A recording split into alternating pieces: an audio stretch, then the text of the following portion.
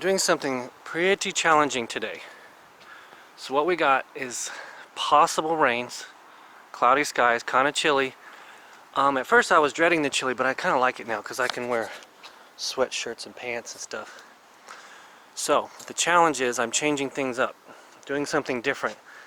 I'm using tools I've never used before. Whenever you do that, if you're not familiar with it, there's always going to be complications. So I have an extra backup battery because I'm going to be using voice today, and I may use more power. I'm going to be out there a little longer today. I brought an axe, and I'll show you what that's for later.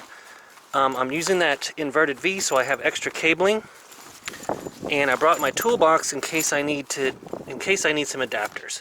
I have way too much stuff, but I'm bringing it just in case. Now I also have my slingshot back there, which I'm going to use. This isn't going to be a video about the details of that slingshot.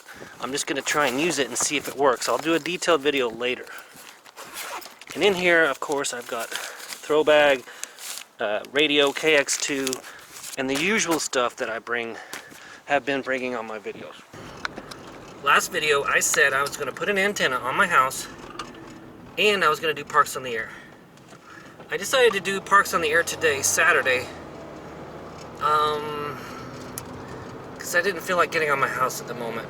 I think tomorrow was going to be a nicer day, and I could have gone either or. So tomorrow I'm going to get on my house.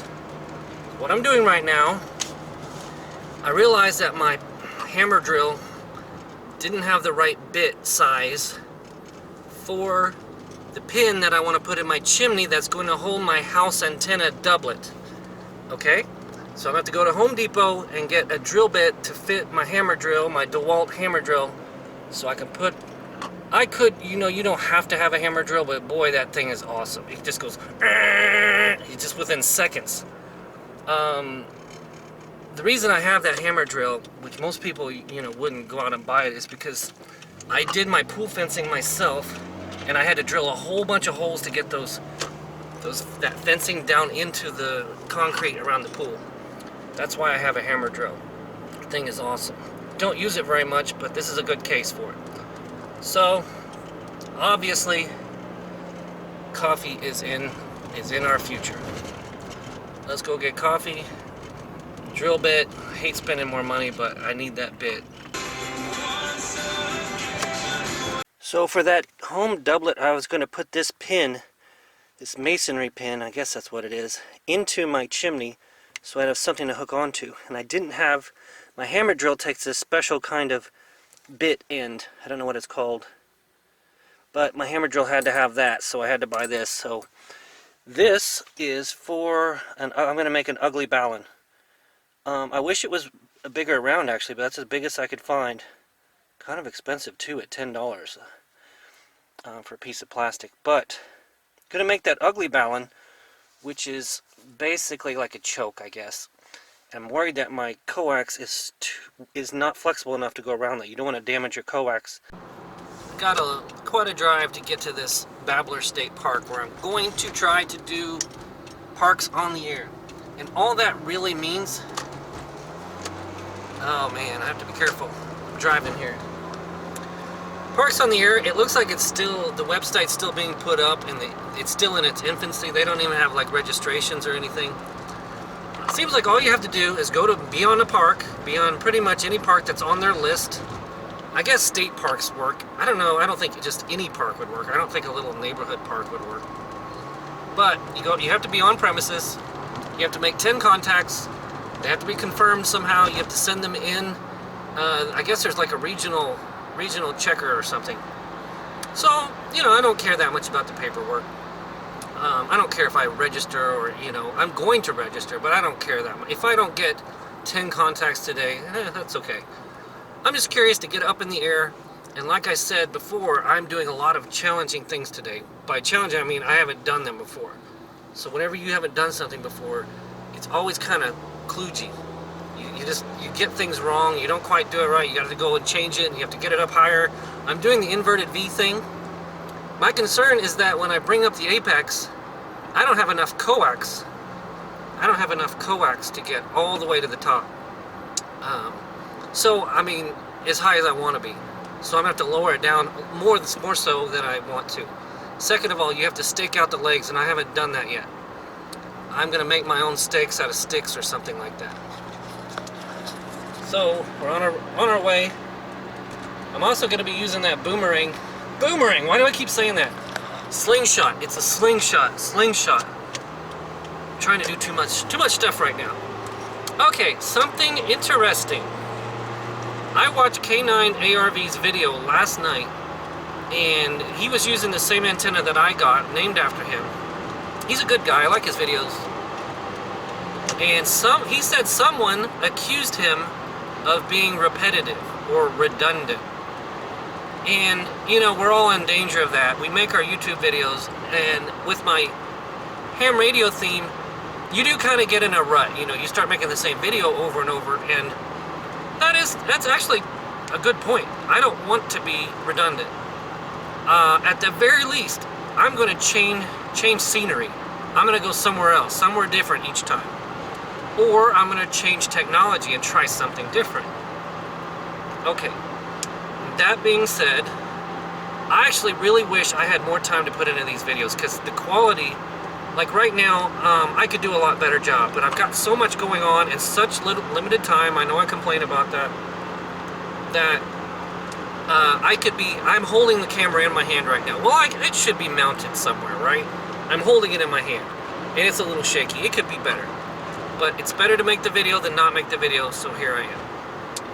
Alright, so what my point was going to be, as YouTube people, you know, there's a lot of people doing what we do now. They make videos, and a lot of, they're all different, so it doesn't matter how many people are in this space. But people that go out, and it's kind of like a mini field day, is what it is. It's like a miniature field day.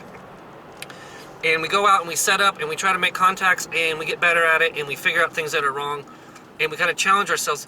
Mostly the reason why I do it is because I'm never happy with my antenna situation at home.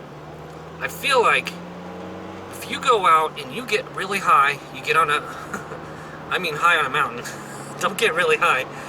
Go out, and if you can get really high in a park, you know, on a mountain or something, then you've got another 100-foot tree. You've got 100-foot trees all over the place here in the Midwest.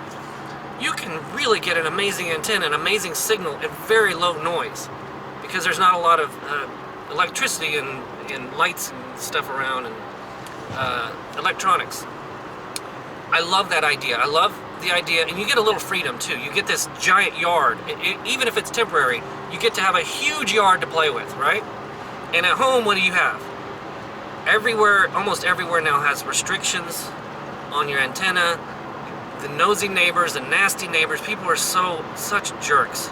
Yeah, so the restrictions in your yard are both size and neighbors and restrictions.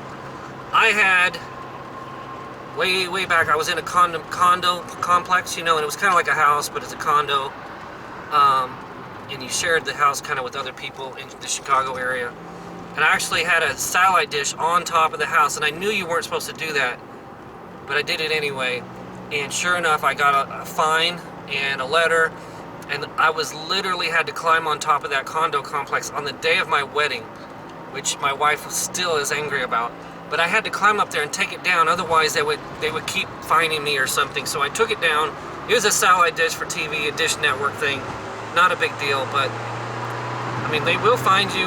I got the people in my subdivision, I got dinged for not having even hedges.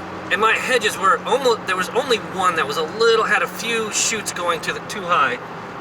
I actually got a letter that said my hedges were, oh man, I need to pay attention. That my hedges were uneven, right?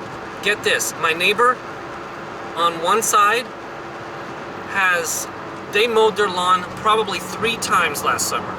I'm not kidding, 3 times. I have to mow mine every single week. They just decided, oh, they're not gonna mow. They're just real lazy.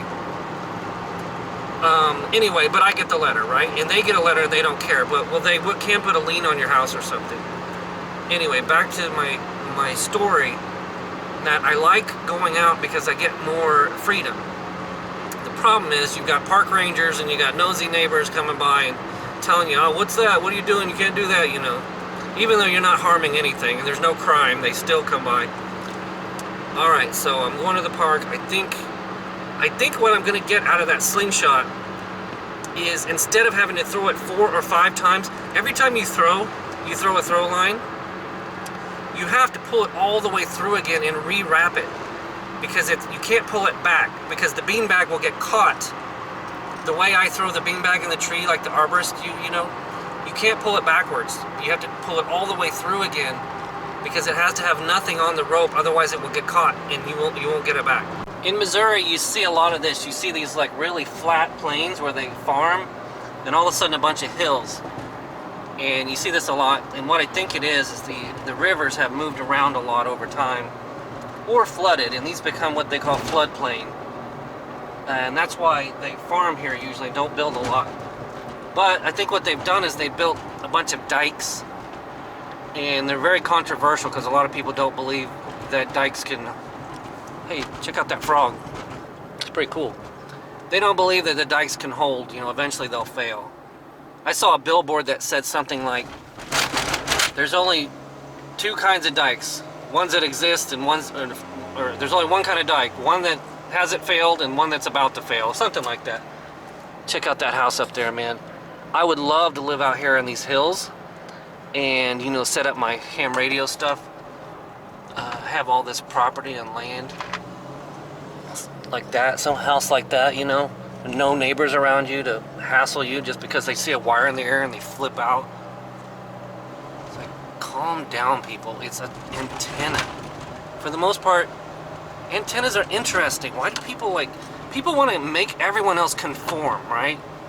Like the second you do anything different, they flip out like, oh, look, another person doing something different. Let's rein him back in. People don't appreciate, and even I get caught up in that sometimes, and then I have to tell myself, wait a minute, who cares? You know, like the guy will be singing behind the counter at the gas station. The other day he was singing while we were checking out, and my first thought was, man, shut up, I don't want to hear you singing. But then my second thought is, you know what, he's having fun, you know, leave him alone, just let him do what he's doing. If he's got a hard job, he's back there, you know, doing the coffee thing or whatever, you know, not coffee, but he's doing the cash register thing, and he's happy. He's singing, let him sing. Who cares? Like, even I have to catch myself doing that, but most people don't. That squirrel almost made a real bad decision. I'll tell you, I really do like Missouri, and because it has kind of the best of both worlds. You do have the city, you've got some kind of, you know, you used to have a sports football team and stuff, but you also have woods. And I love the country, and I love low population density, because you have this Babbler Memorial State Park.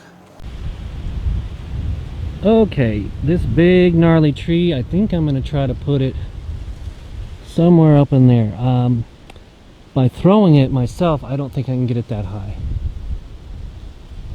But using this slingshot, I think I can. So I'll give you a look at the area, kind of give you an idea of what's going on. I think people park there and then they walk down to a trail or something. Basically on a hill, on top of a hill, and that's a valley, and that's another hill. All right, I'm all laid out. I've got my slingshot right here, and we're gonna give that a try. Now, this is gonna be the first time I've ever done it. I could way undershoot it or way overshoot it, so don't laugh.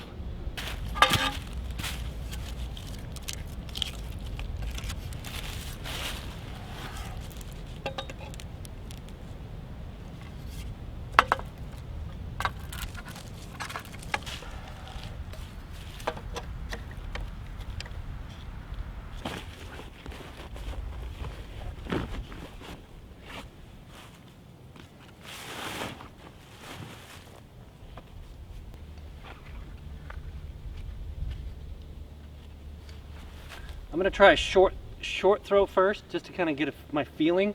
I don't want to way overshoot it.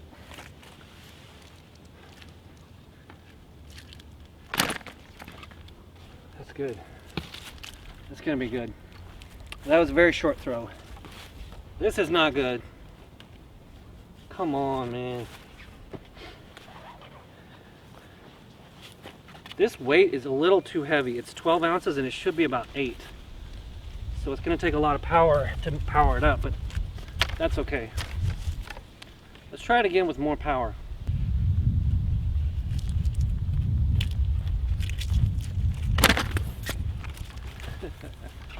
Perfect. So the advantage I have now is that I'm going to go ahead and try to show you. I know it's going to be hard, but you see the bag swinging? The bag is swinging there somewhere. See it? I couldn't have done that. I don't think I could have gotten that high with my level of skill of throwing it.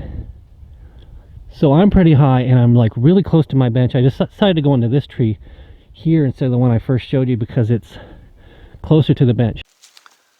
So you can see the bag kind of stopped up there. I'm gonna have to kind of work with it.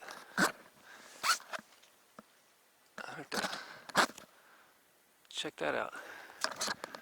It's hard to do this holding a camera, but I'm gonna have to work with it. You kind of just snap it. You pull on it. Ah, sorry, the camera works hard. I need to be in the crotch of a tree and I'm in a branch instead. Okay, so what happened was it's gone through some branches and over. And so it kind of, this rope is a little bit thicker than what I've been using, so it kind of wants to snag. You want to use really thin, slick rope, because if you don't, and you have to have a lot of weight to bring it down, the more contact points that it has, the more it wants to stick. So I had to work with it. The problem is you're supposed to shoot it through a crotch of a tree, like there, right? You want to shoot it through there. You don't want to shoot it like I did all the way across, but this is my first time, so. All right, so I've got my beanbag down here. I really like that height. Now I'm going to do the K9 ARV antenna. Hopefully get it up as high as I can based on the feed line that I have. So I'm going to do 20 meters first. I love 20 meters. Should be fine. So what do you get here? It's a dipole, you know. Like I said, I wish this was a BNC connector. Otherwise I wouldn't have to convert. I think it's PL259. I have to convert it to BNC like that. Then I've got my cable. Actually, this cable right here would go right on there, wouldn't it? See, I don't need this connector. Oops, don't lose those, they're expensive. This will go right on here like that. Once I get it up, I'll just do it right now. I can't remember where I got these. These little clamps are pretty cool. Holding stuff together, this wire is awesome. RG8X. I'm gonna go ahead and tighten that on. As a ham, you spend 90% of your time untangling wires, right? That's why I have that throw bag. Some people ask me why I have that. It's so I don't have to mess with the tangles. Now this,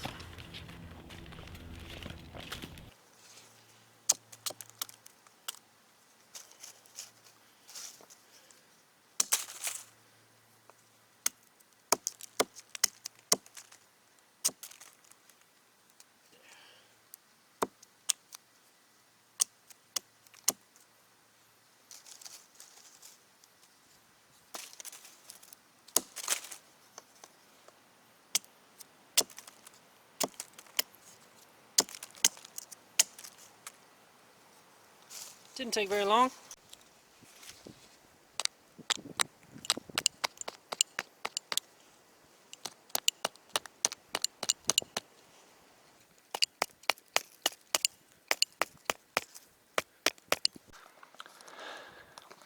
Okay, I'm going to be honest, that took forever, and I made every mistake in the book. I knew I would. So what we got is my throw line over there, right there, is the apex of that K9 ARV. See it? I got it up really high. The problem is, I think it needs to be slanted, but it's almost vertical. But I've got the legs out almost 90 degrees. I think you have to get it inverted V out 90 degrees. So the problem is, like I said, trying to get this up high, I had trouble. It would tangle. Once I got it up high, they kind of twist around and tangle. Right there is where it's tied off, and I've got this string going all the way over here to this stake. And then you can see the feed line going up. I'm going to try to get close so you can see it. Feed line going up. Same thing on this side. There's where the string is, all the way down here. Now, I will say it did take a long time to get this all set up because I wanted it up high. You know, I could have compromised and got it a lot lower, a lot faster, right? This is kind of a problem because you have to have a lot of more rope to get that to pull out and be up high. Oh, I'm probably 35 feet up. Not good enough. I'm not happy with that. But I accidentally cut these ends off too short, and then that's the very end of it. So to go up any higher, I'd have to have more rope. All right, there's where we are. Antenna's up. I'm all loaded up. It took me forever. I'm probably at the 45-minute mark. Way too slow. I'm gonna have to fix a lot of stuff. All right, first time loading up. 40 meters. Got my, I'm gonna try voice mode. I haven't done voice mode in so long, I forgot how to do it. Embarrassing. From Babbler State Park in Missouri. CQ N9YO, November 9, Yankee Oscar, POTA in Missouri. Babbler State Park. CQ, November 9, Yankee Oscar, N9YO, POTA in Missouri. Down. He bought these towers, already up, and he bought the place sight unseen when he was in England, and then went to West Virginia, which is purple. Frequency in use? Is this frequency in use? Don't forget to tune when you change frequencies. Frequency in use? Is this frequency in use? I'm using 10 watts. I'm using 10 watts. Nobody's responding. CQ, November 9, Yankee Oscar in Missouri, Babbler State Park, Parks on the Air. CQ POTA, November 9, Yankee Oscar calling CQ POTA.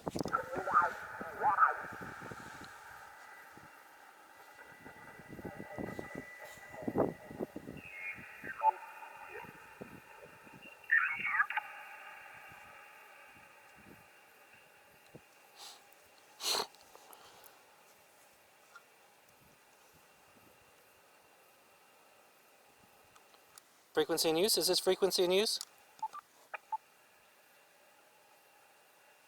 CQ POTA, November 9, Yankee Oscar, CQ POTA. Okay, somebody just doubled with you, and I knew about the weather in Florida because my sister's down there and I talked to her on the phone recently. Herb, I'm going to let you go because I think there might be a YL on the frequency, and that's who I'm trying to work. POTA, Parks on the Air, November 9, Yankee Oscar, CQ POTA, November 9, Yankee Oscar, CQ POTA. It is a lot harder to make a contact on phone than CW. That's all I can say. 10 watts, of course, I know that, but it's still a lot harder. No one's coming back. CQ POTA, Parks on the Air, N9YO, CQ POTA, November 9, Yankee Oscar. Been calling CQ for a long time on 14.300. I tried to look up frequencies for Parks on the Air and I couldn't find any. Common frequencies, but I couldn't find any. CQ POTA, November 9, Yankee Oscar calling CQ POTA, Parks on the Air, Babbler State Park, Missouri. This is Nova Scotia, Canada. I'm starting to get cold because I'm not moving around. It's starting to get real chilly. Call sign here, Victor America 1 Yankee Lima, VA1YL QSL. Sign Victor Echo 5 Yankee Alpha Kilowatt. Your call sign Kilo Delta 5 Hotel Quebec Foxtrot. Try again, Carla. Victor Echo 5 Yankee Alpha Kilo calling Kilowatt Delta 5 Hotel Foxtrot Quebec.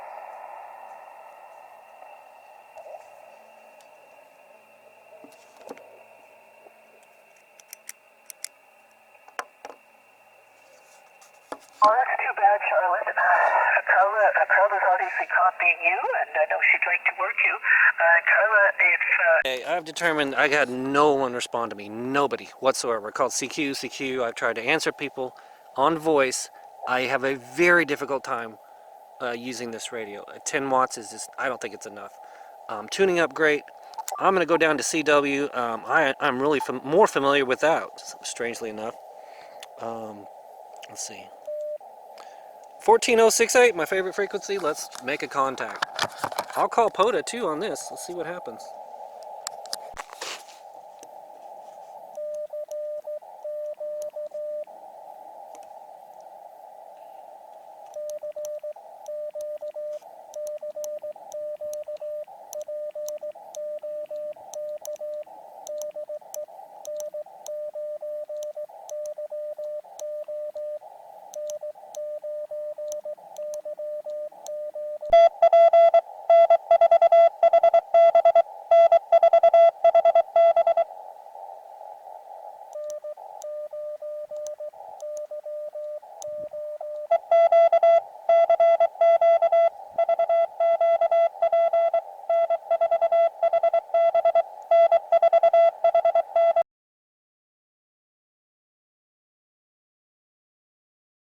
I've been here a long time and I got completely skunked using this antenna. Now, I'm not blaming the antenna. It's a good build quality. If the conditions are poor, I may not have had it set up right. I'm not blaming the antenna, but I haven't had any contacts after about an hour of calling CQ. Nothing, not one.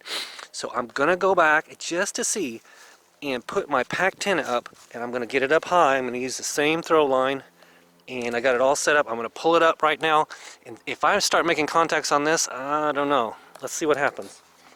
That experimentation, I will say the in-fed antenna is just so much easier because you don't have to worry about bringing the legs out. You know, it may not be as efficient. That may be the cost of it. But I really would like it to be more efficient, but it's not as easy to set up, that's for sure. Let's bring it up right now.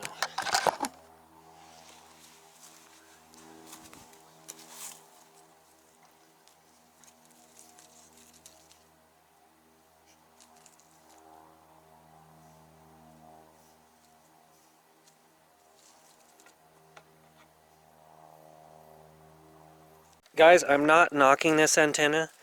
It has nothing to do with the antenna, it's just it tangles a lot. We've got the up into the tree, and then straight back down to the end of the Packtenna. I understand it's really hard to see. It's my feed line, and it goes up. It is really, really high now. More, I mean that relatively because it's a lot higher than I've normally been putting it because I was able to slingshot it up there. Now, if I make contact after contact, I'll know that this antenna is, I will feel that it's superior. But let's see what happens. Someone is doing digital modes on my favorite frequency. I'm gonna go up a notch. Let's see. So cold, man. I've just been sitting in the cold for so long, it's starting to get to me.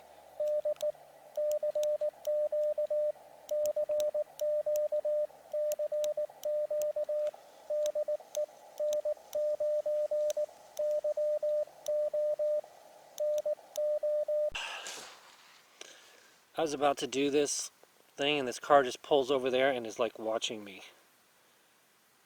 In the middle of the park, just watching me. They came in here, parked, and then pulled out, and they're just sitting there. I'm not going to do anything until they leave.